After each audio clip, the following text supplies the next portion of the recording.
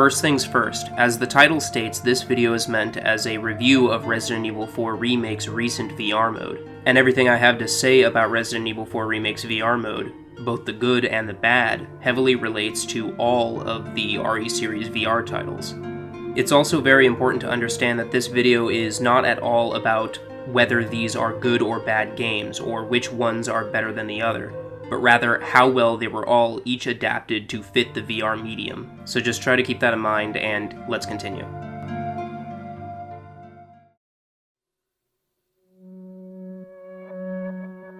I'm over the moon that Capcom's been throwing their hat into the VR ring ever since Resident Evil 7. I'm very passionate about VR, so like everyone else, I'm often frustrated that there's still a disturbing lack of AAA VR titles. But luckily for me, Resident Evil is one of my top 3 favorite franchises. Despite that fact though, I've never really played RE7's VR mode. I've heard numerous times that it's one of the better games available on the original PSVR, but personally, it's never really piqued my interest. It was VR, but only superficially in my opinion. It was still designed around a traditional gamepad rather than motion controls, so it lacked the VR medium's signature physical interactivity with the game world, which is something that I believe to be one of the most important qualities of a VR game's experience. I don't blame Capcom for going this route, of course. In fact, I think it was the right decision to make.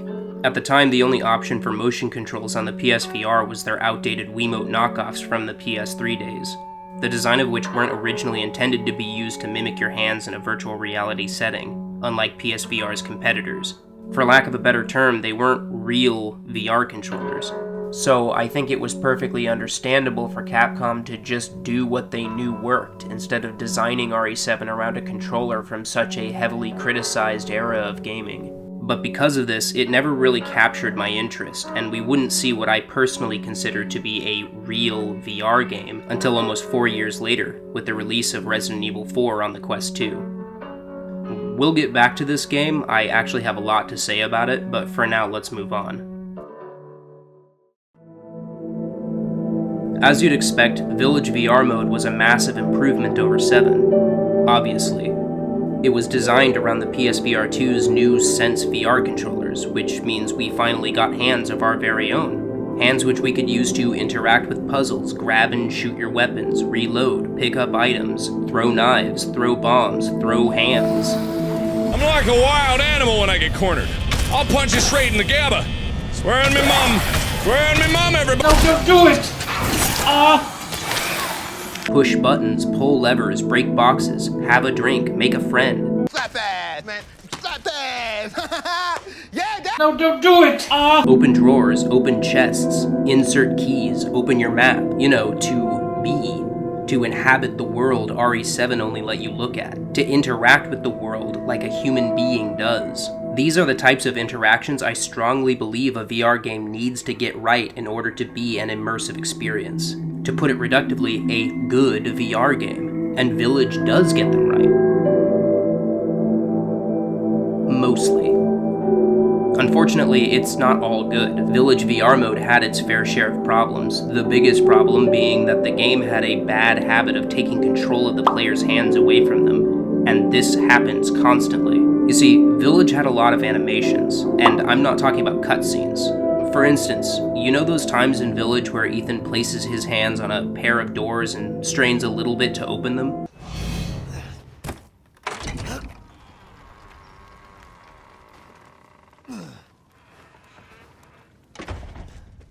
It's an insignificant detail in the base game that you might not even notice, but in VR it feels jarring and unnatural. One moment you have control over your actions, and the next your hands start moving around on their own like you got possessed by a Kundarian demon. You bastards! Give me back my hand! It's understandable for actual cutscenes, but why keep the pre-made animations for things like this? Especially since the game will let you walk through them normally every time after the first, proving that there was really no need for them in the first place. Just makes me wanna...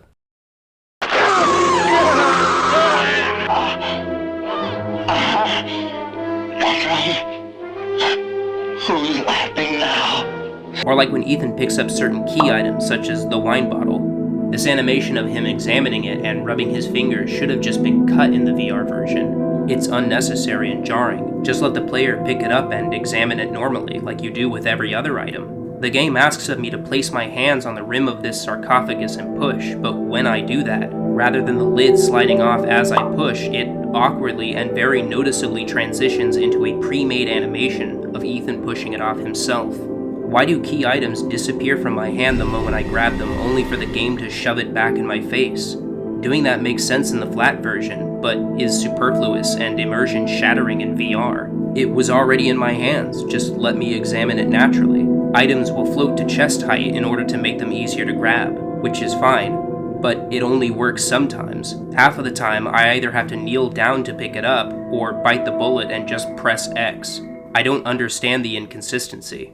Why do you take control away from my hands to turn the crank? Why can't I just turn it myself? These may sound like nitpicks, but again, this kind of thing happens constantly. You may be thinking, well, it's a flat to VR conversion, so the mechanics obviously won't be as polished as a game designed from the ground up for VR. And generally I'd agree with that, but here's the thing. RE4 on the Quest 2 got all of these things right. The way it handles item collection, for instance, is perfect. For starters, all items will move up to a grabbable height. Consistency is nice. It also gets rid of the splash screen for key items. It was unnecessary in VR.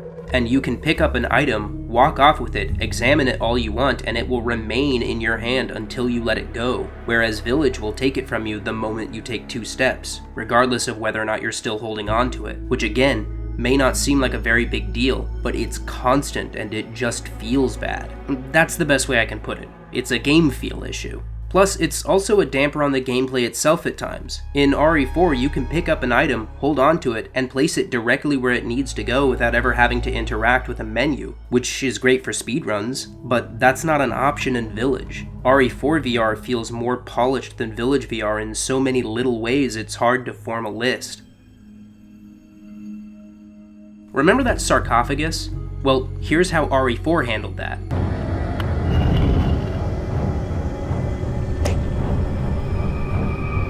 It's not better in every way, mind you. Village added some really cool mechanics that weren't in RE4, like the map, the realistic scope, the ability to throw your knife, and the haptics are god tier. It also handles throwable explosives way better. Those were a real pain in 4. Oh god! What the fuck is happening? Okay, something's going on weird there. That was weird.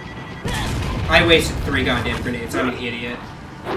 But overall, I'm strongly of the opinion that RE4 VR is a more gracefully converted VR experience than Village. Your level of interactivity with the game world is so important to a VR game, and Armature Studios just seem to understand that more than Capcom. But that brings us to Resident Evil 4 Remake VR mode. How does it fare in all of this? Is it a step up from Village? No. It's worse, actually. I went into it assuming that it was going to be a complete improvement over Village, but it just wasn't. Okay, first off, credit where credit is due. Resident Evil 4 Remake VR mode is not bad. It's very fun and addictive, especially its combat. The guns are so smooth and impactful. The parrying is satisfying and intuitive. I'm serious when I say this is the absolute best combat Resident Evil has ever featured. The problem is it's only the combat. The devs put all their eggs in the fightin' basket and neglected everything else. As I've made clear, I believe wholeheartedly that a huge part of what makes or breaks a VR experience is the player's level of interactivity with the virtual space, specifically how well polished those interactions are. And this is an area where 4 Remake VR's quality takes a massive drop. No longer can you grab healing items from behind your back in the heat of the moment. Healing items can only be used from the inventory now. No longer can you check your map by grabbing it from behind your waist.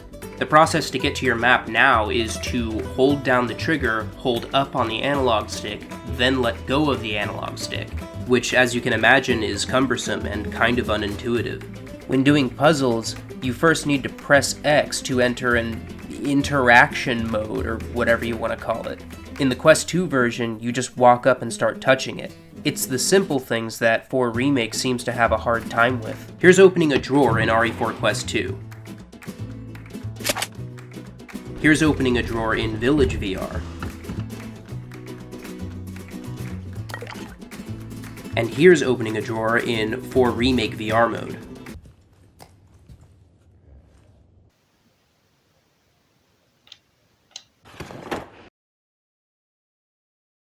Here's opening a barred door in RE4 Quest 2. Here's Village. And here's 4 Remake.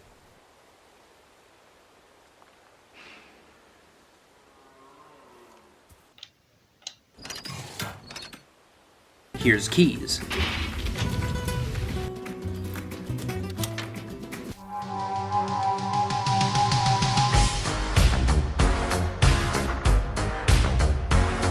They don't even allow you to open up treasure chests anymore. It's honestly kind of heartbreaking. I have no clue why they got rid of all of these interactions, but I hate that they did. Playing it, I feel like my connection to the world is cut off. It's VR, it's supposed to be immersive, that's the whole point. But this is the opposite of immersive. This is... desinter.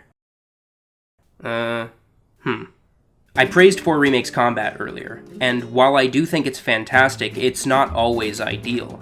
Like Village VR, 4 Remake didn't bother to get rid of all of the unnecessary immersion-breaking animations. For example, I think sneak attacks and executions were handled pretty poorly. To perform a sneak strike, you hold down the trigger, then swing your knife. When you do this, Leon will, well, awkwardly and very noticeably transition into a pre-made attack animation. I think a better way of handling them would have been to get rid of the animation altogether and simply add the appropriate crit damage to your knife attacks when applicable. The Krauser fight also seems incredibly unpolished. In the base game, Leon adjusts his positioning a lot during the encounter. Again, this is fine in the flat version, but in VR it briefly freezes you in place to play out these animations of Leon adjusting his grip, even though I never changed mine. Why these animations weren't cut is honestly baffling. The knife feels so great, and I was very much looking forward to this part, but this whole segment just feels bad. It's a shame. Speaking of the knife, while it generally feels great, throwing the knife feels much less polished compared to Village. This might be partially because the knife seemed to have a bigger hitbox in Village, but 4 Remake's knife doesn't seem to throw as accurately. And sometimes, even when you hit something, you actually don't.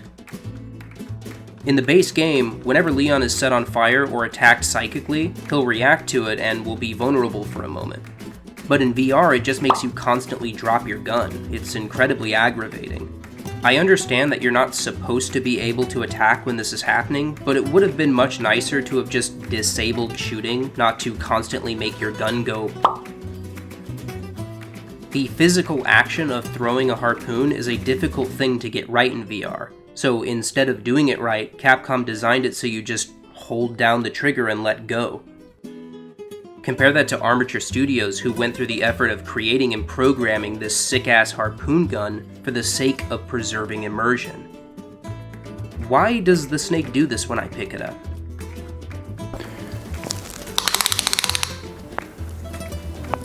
Impressive. In the Quest 2 version, they went through the effort of creating unique, natural-looking models for objects when they're in your hand. Why is the third-party developed Oculus Quest port of a 20-year-old game so much better than Capcom's modern AAA PSVR 2 games in so many ways? Capcom has a brilliantly ported VR game to build from and improve on. You know, take what worked and fix what didn't. But instead, they just ignore it and say, "Nah, I'm gonna do my own thing." And yeah, that's the current state of VR Resident Evil. Look, I don't want to seem like a buzzkill. Clearly a lot of people are having fun with it, for good reason, myself included. But I also can't ignore that Resident Evil's VR modes keep getting downgraded with each release, and I cannot for the life of me figure out why. But I mean, they're still fun. Hell, I've played through Village VR countless times and probably racked up hundreds of hours in it. I really hope that Capcom keeps making VR. I just hope that they gain more appreciation for the interactivity of VR going forward.